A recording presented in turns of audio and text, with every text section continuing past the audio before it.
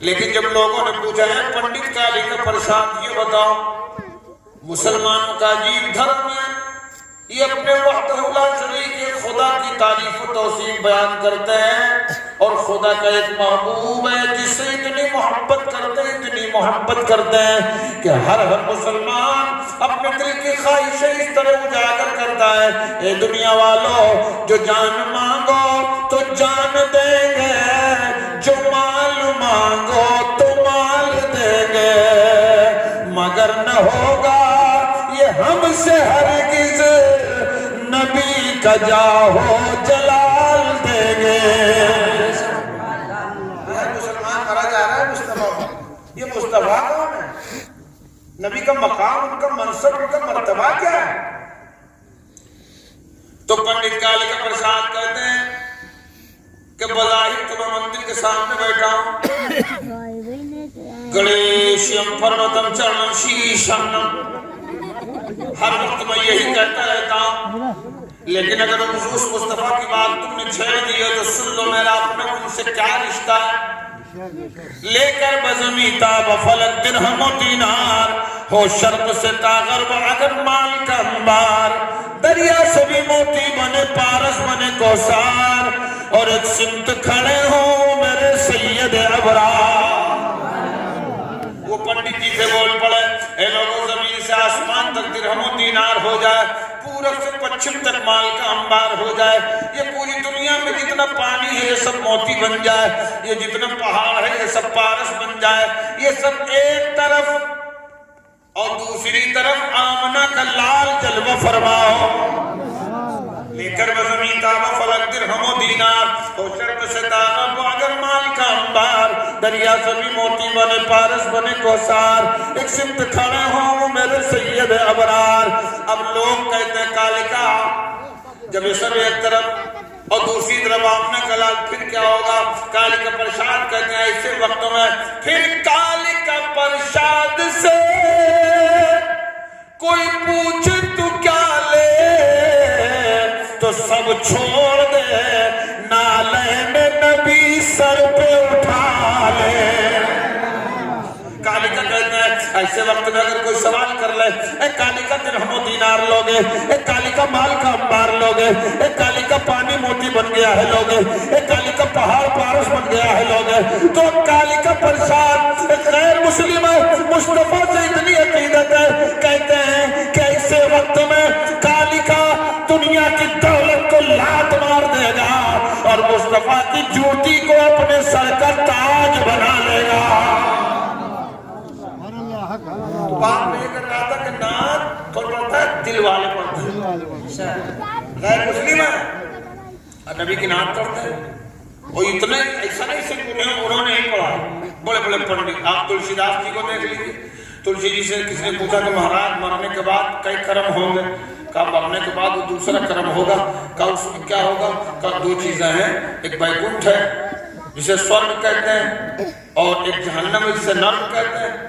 کہا مہاراج کوئی ایسا اپائے بتا دیجئے کہ جنت مل جائے۔ تو تلسی جی کہتے ہیں تلسی کروٹ بعد میں پارک ہیں سب کام، اور بیکنٹھ باسی نہ بنو بنا محمد رام۔ انہوں نے یہ نہیں کہا کہ رام نام جپو تو جنت ملے گی، یہ نہیں کہا گنیش کا نام جپو جنت ملے گی، یہ نہیں کہا ہنومان کا نام جپو جنت ملے گی، حالانکہ انہیں کہنا چاہیے، وہ اسی مذہب کے پرستار تھے، لیکن انہوں نے یہ نہیں کہا، بلکہ انہوں نے کہا تلسی کروٹ بعد میں پارک ہے سب کام، اور بیکنٹھ باسی نہ بنو بنا محمد نام۔ اب آج اسی کو ہم اس طرح کہتے ہیں کہ خلد بری نہ پاؤ گے آقا کو چھوڑ کر، خلد بری نہ پاؤ گے آقا کو چھوڑ کر، ارے جنت کی کنجیاں ہیں محمد کے ہاتھ میں۔ نعرہ تکبیر، نعرہ تکبیر، نعرہ رسالت، نعرہ رسالت، جشن میلاد نبی، علماء اہل سنت، مسلک اعلیٰ حضرت۔ پنڈت کالی کا پرساد کے اس شعر کو لوگوں نے مہرہ بنایا، جب تلسی داس جی سے کہا کہ مہاراج یہ کیسا معاملہ ہے؟ ارے میں کرسی پہ بیٹھا ہوں، اگر میں آپ کے سامنے ہندو دھرم کی تعریف کرنے لگوں تو یار ابھی تقریر کیا ہے، ابھی تکرار شروع ہو جائے کہ عجیب مولانا ہے، بات اپنے دھرم کی نہیں کرتے، اپنے خدا اپنے مصطفیٰ کی بات نہیں کرتے۔ پنڈت تلسی داس جی کے پاس لوگ گئے، کہا مہاراج جو پنڈت تلسی داس جی تو نبی کے بارے میں اس طرح کہہ رہے ہیں، آپ کا کیا خیال ہے؟ تو انہوں نے کہا کہ مجھ سے پوچھ رہے ہو، ابھی راز فاش ہو جائے گا۔ کہا نہیں آپ بھی بتائیے۔ تو تلسی داس جی نے کہا ایسا نہیں سمجھ میں آئے گا، یہاں نہ پگ کچھ بات کو راکوں وید پران سے ست ست باچوں، دیش عرب ہر لتا سہائی سٹدر بھوم سنو کتک گرائی، برس سہسی ایک سندرم ہوئی جہتے بعد نہ پاوئی کوئی، تب ہر مان نہ مانے کوئی، بن گرو دو جگیان نہ ہوئی۔ بہت کا کہنے کے بعد لاسٹ میں تلسی داس جی بھی کہہ رہے ہیں، تلسی بھجو بھجن ست گوری، بینا محمد پار نہ ہوئی۔ یہ نبی کی نعت کر رہے ہیں، نبی کی تعلیم کر رہے ہیں، نبی کی توصیف بیان کر رہے ہیں۔ تو میرے بھائیو نعت پڑھا کرو، بچہ ہو نبی کی نعت پڑھے، بوڑھا ہو نبی کی نعت پڑھے، جوان ہو نبی کی نعت پڑھے، عورت ہو نبی کی نعت پڑھے، مرد ہو نبی کی نعت پڑھے، خوشی ہو نبی کی نعت پڑھو، غم ہو نبی کی نعت پڑھو، مصیبت ہو نبی کی نعت پڑھو، دکھ ہو نبی کی نعت پڑھو۔ آپ لوگ قادری یہ تو سمجھ میں آ گیا خوشی ہو نبی کی نعت پڑھا جائے، یہ تو سمجھ میں آ گیا کہ اللہ اچھا موقع فراہم فرمائے نبی کی نعت پڑھا جائے، لیکن غم کے وقت کیوں، دکھ کے وقت کیوں، مصیبت کے وقت کیوں؟ تو سنو میں اس لیے کہہ رہا ہوں، نعت ایک عظیم سرمایہ ہے، نعت ایک عظیم دولت ہے، نعت ایک عظیم اللہ تعالیٰ کی دی ہوئی عطا ہے۔ دکھ ہو تب نبی کی نعت پڑھو تاکہ اللہ نعت کی برکت سے تمہارے دکھ کو دور فرما دے، خوشی ہو نبی کی نعت پڑھو تاکہ اللہ تعالیٰ خوشی کی نعت کی برکت سے تمہاری خوشیوں میں اور برکتیں عطا فرما دے۔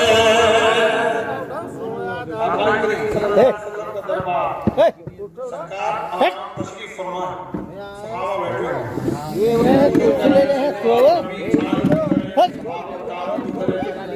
جہاں جگہ ملے بالکل چلو اپر پر کچھ سے بیٹھو ہم کہیں گے کچھ میں بیٹھ خدا بیٹھ۔ لوگ کہتے ہیں کہ نبی چاند کی طرح، صحابہ تاروں کی طرح، میری کیا اوقات ہے؟ حضرت جابر بیٹھے ہوئے چودھری کا چاند ہے، نبی کے چہرے کو دیکھ رہے ہیں، کبھی چاند کو دیکھتے ہیں، اس کے بعد اپنے دل سے یہ فیصلہ کر رہے ہیں دل یہ بتا نبی کا چہرہ زیادہ حسین ہے کہ چودھری کا چاند زیادہ خوبصورت ہے؟ آخرکار آپ نے فیصلہ دے دیا چاند سے تشبیہ دینا یہ بھی کیا انصاف ہے؟ چاند میں تو داغ ہے، آقا کا چہرہ صاف ہے۔ تو لوگ یہ کہتے ہیں کہ نبی چاند کی طرح، صحابہ تاروں کی طرح۔ وہ سن لیں کہ چاند کی طرح ہے ان کو ہم کہیں تو مجرم ہے، کیونکہ ان کی چوکھٹ پر، کیونکہ ان کی چوکھٹ پر ارے چاند خود سوالی ہے، کیونکہ ان کی چوکھٹ پر۔ میرے آپ نے تشریف فرمائے، سرکار کے لوگ آ رہے ہیں، صحابی کھڑے ہو گئے اور انہوں نے کہا میرے آقا میں گھر بناتا ہوں، مستری ہوں، میری روزی کے بارے میں کوئی دعا فرما دیں۔ تو نبی ہی کا در وہ در ہے جہاں مانگنے سے سوا ملتا ہے۔ کیا ہے؟ قسمت کا لکھا تجھ کو بہرحال ملے گا، اور اس در پہ وہی مانگ جو قسمت میں نہیں ہے، جو مقدر میں اسے تو ملنا ہی نہیں رہا، لیکن جب نبی کا در مل رہا ہے تو اس در پہ وہ مانگا کرو جو مقدر میں نہیں ہوتا ہے، کیونکہ نبی کا در وہ در ہے کہ جہاں بگڑی ہوئی تقدیریں بن جایا کرتی ہیں۔ کھڑے ہو کہتے ہیں یا رسول اللہ میری روزی کے بارے میں دعا فرما دے میرا آقا، میں مستری گیری کرتا ہوں، میں گھر بناتا ہوں۔ میرا آقا مصطفیٰ جان کریم صلی اللہ علیہ وسلم نے دعا فرمائی اور اس کے بعد دعا کے بعد خوشخبری سنا دی، اے میرے فلاں صحابی تمہارے لیے خوشخبری ہے، اگر تم دیانتداری کے ساتھ یہ کام کرتے رہے اور ایمان پر خاتمہ ہو گیا تو تمہارے لیے خوشخبری یہ ہے کہ اللہ تعالیٰ محشر کے دن تمہیں حضرت ابراہیم کے ساتھ جنت میں داخل فرمائے گا۔ اب دوسرے صحابی کھڑا ہو گیا، رسول اللہ میں درزی کی کرتا ہوں، میں درزی ہوں، کپڑے سلتا ہوں، میرے لیے بھی دعا فرما دے۔ میرے آقا نے ان کی روزی کے لیے دعا فرمائی، ساتھ ساتھ میں خوشخبری سنا دی، اے میرے جانشین صحابی اگر دیانتداری کے ساتھ تم یہ کام کرتے رہے اور ایمان پر خاتمہ ہوا تمہارا تو سن لو تمہارے لیے خوشخبری یہ ہے کہ اللہ تعالیٰ بروز محشر تمہیں حضرت ادریس علیہ السلام کے ساتھ جنت میں داخل فرمائے گا۔ اب تیسرے صحابی کھڑا ہو عرض کرتے ہیں رسول اللہ میں تاجر و تجارت کرتا ہوں۔ میرا آقا مسکرائے، یوں مسکرائے جان سی کلیوں میں بڑھ گئی، یوں لب کشا ہوئے کہ گلستان بنا دیا۔ مصطفیٰ مسکرائے اور مسکرانے کے بعد میرا آقا نے فرمایا اے میرے جانثار صحابی اللہ تمہاری روزی کو کشادہ فرمائے، برکت دے، سن لو تمہارے لیے خوشخبری ہے کہ اگر تم نے دیانتداری کے ساتھ تجارت کیا، تاجر رہے، تم نے یہ کام کیا اور ایمان پر خاتمہ ہو گیا تو مبارک ہو، تجارت یہ میری سنت ہے، اللہ تعالیٰ محشر کے دن تمہیں میرے ساتھ جنت میں داخل فرمائے گا۔ تو اس سے آپ نے کیا سمجھا؟ اس سے آپ یہ سمجھ لیجئے کہ لکڑی کا کام کرنے والا نوح علیہ السلام کے ساتھ جنت میں جائے گا، گھر کا کام کرنے والا، مستری گیری کرنے والا ابراہیم کے ساتھ جنت میں جائے گا، اور کپڑا سلنے والا حضرت ادریس کے ساتھ جنت میں جائے گا، تجارت کرنے والا مصطفیٰ کے ساتھ جنت میں جائے گا۔ لہذا میں تم سے یہ کہتا ہوں کہ اگر تاجر نہ بن سکے پریشان نہ ہو، اگر مستری نہ بن سکے گھبرانے کی ضرورت نہیں ہے، اگر دردی نہ بن سکے سسکنے کی ضرورت نہیں ہے، اگر تم مقرر نہ بن سکے تمہیں پلکنے کی کوئی ضرورت نہیں ہے، تم نبی کی 2 نعتیں یاد کر لو، نعت کے 2 شعر یاد کر لو اور چلو نبی کی نعت پڑھتے رہو، بیٹھو نبی کی نعت پڑھتے رہو، اٹھو نبی کی نعت پڑھتے رہو، سو نبی کی نعت پڑھتے سو۔ اے میرے بھائی اپنی زندگی کے ہر موڑ پر اگر تو نبی کی نعت پڑھتا رہا، ایمان پر خاتمہ ہو گیا تو تو جان لے کہ حضرت حسان کے ساتھ تو بھی جنت میں داخل کر دیا جائے گا۔ اس لیے میں کہہ رہا ہوں نبی کی نعت پڑھا کرو۔ بڑے قرآن شریف کے 9 پارے کی ایک آیت پڑھی ہے، اس میں اللہ فرماتا ہے قُلْ يَا أَيُّهَا النَّاسُ إِنِّي رَسُولُ اللَّهِ إِلَيْكُمْ جَمِيعًا۔ اے محبوب آپ کہہ دیجئے، کون کہہ رہے ہیں؟ اللہ کہہ رہے ہیں، کلام اسی کا ہے۔ اے محبوب آپ کہہ دیجئے کہ میں تم سب کی طرف اللہ کا رسول بنا کر بھیجا گیا۔ اب تم سب میں پریوا والوں صرف تم ہی نہیں ہو، بہرائچ والوں صرف تم ہی نہیں ہو، بھارت والوں صرف تم ہی نہیں ہو، تم سب میں انسان بھی ہیں، جنات بھی ہیں، حیوان بھی ہیں، یہ زمین بھی ہے، وہ آسمان بھی ہے، آسمان پر چاند بھی ہے اور آسمان پر سورج بھی ہے، آسمان کے تارے بھی ہیں، یہ ہوائیں بھی ہیں، یہ فضائیں بھی ہیں، یہ پھول بھی ہیں، یہ پتے بھی ہیں، سب مصطفیٰ سب کے لیے رسول بنا کے بھیجے گئے ہیں۔ اسی لیے تو کسی کہنے والے نے کہا ہے کہ رحمت رسول پاک کی ہر شے پہ عام ہے، ہر گل میں ہر شجر میں محمد کا نام ہے۔ مصطفیٰ رسول، اچھا آپ رسول کا حکم ماننا یہ امتی کے لیے لازم و ضروری ہے۔ رسول کا حکم ماننا کس کے لیے لازم و ضروری ہے؟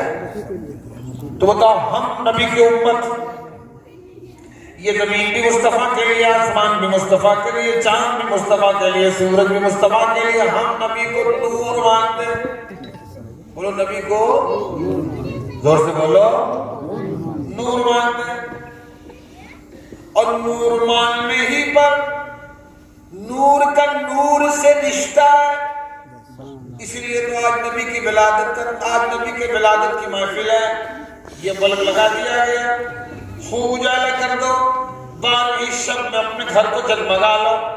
جب یہ پوچھا جاتا ہے کیوں ایسا کر رہے ہو تو ہمارا بھائی جواب یہ دیتا ہے کہ سنو، اللہ تبارک و تعالیٰ کو جب اپنے محبوب کو دنیا میں بھیجنا ہوا تو اللہ خود فرماتا ہے لولاک لما خلقت الافلاک والارضین، اے محبوب تمہیں پیدا کرنا نہ ہوتا تو نہ زمین ہوتی، نہ آسمان ہوتا، نہ چاند ہوتا، نہ سورج ہوتا، نہ ستارے ہوتے، نہ ہوائیں ہوتی، نہ فضائیں ہوتی۔ حد تو یہ ہے میں اپنے رب ہونے کا اظہار بھی نہ فرماتا۔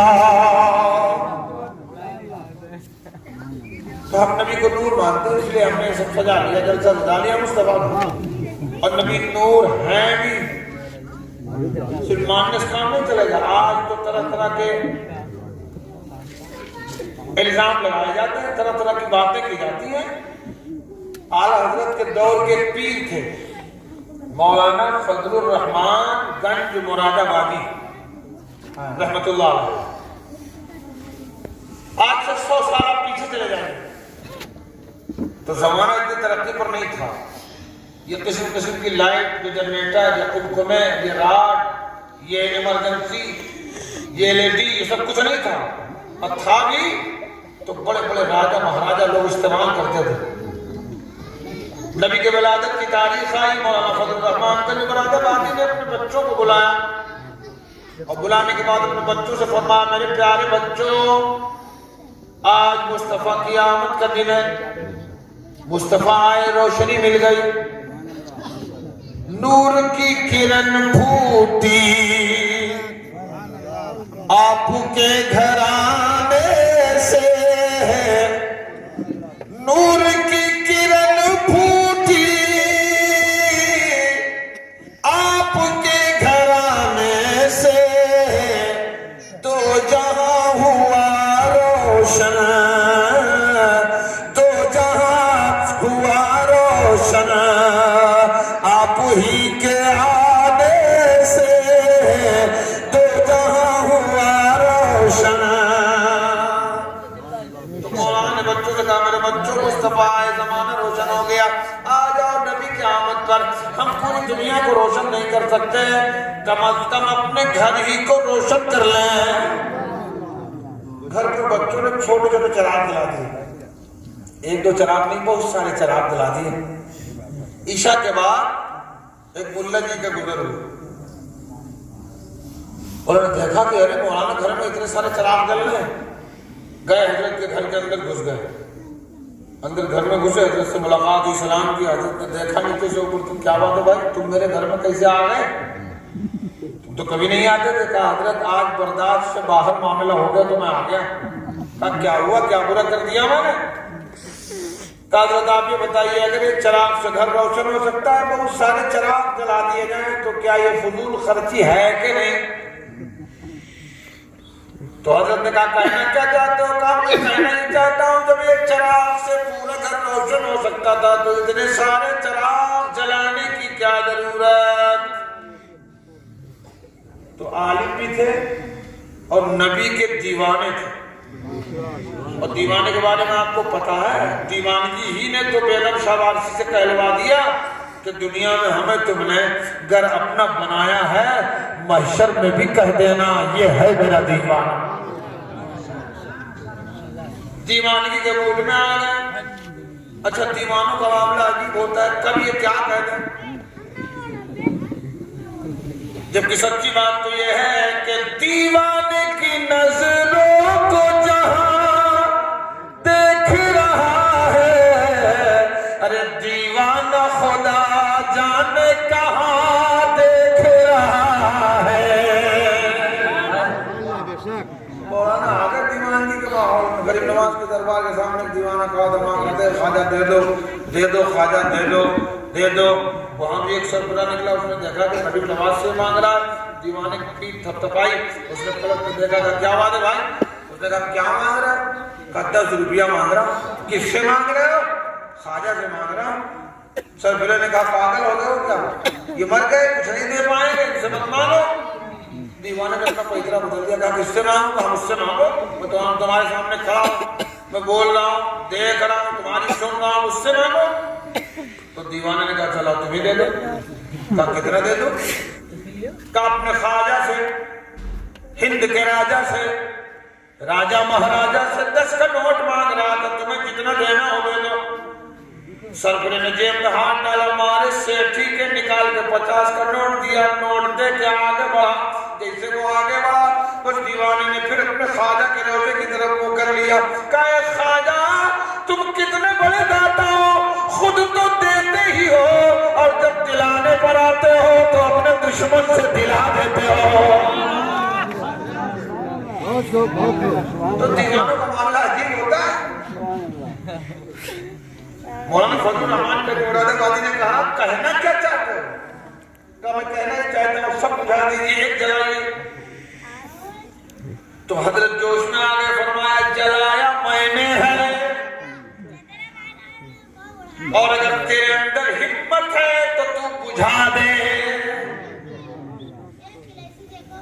نور خدا ہے کفر کی حرکت پہ خندہ زدے، ارے پھوکوں سے یہ ہے چراغ بجھایا نہ جائے گا۔ ختم کر تو کہ بات پوری کر، کہاں بدل کر نہیں بول رہے ہو سبحان اللہ؟ ہاں ارے ہم جتنا بولے اس کا آدھا تو بولو۔ ارے آپ کو آج ہی بولنا، ہم نہ جانے کتنے دن سے بولتے چلے آئے، لیکن ہم نے اپنے بڑوں سے سنا ہے کہ جو چیز اللہ کے نام پر خرچ کی جاتی ہے اللہ اس میں برکتیں عطا فرماتا ہے۔ اس طرح بول رہا ہوں، آنے والے رات میں بھی اسی طرح بولوں گا۔ تو بولو، اپنی آواز کو بھی اللہ کے لیے خرچ کرو۔ من جاء بالحسنۃ فلہ عشر امثالھا، اللہ قرآن میں فرماتا ہے کہ تم اللہ کے لیے خرچ کرو، اللہ تمہیں 10 عطا فرمائے۔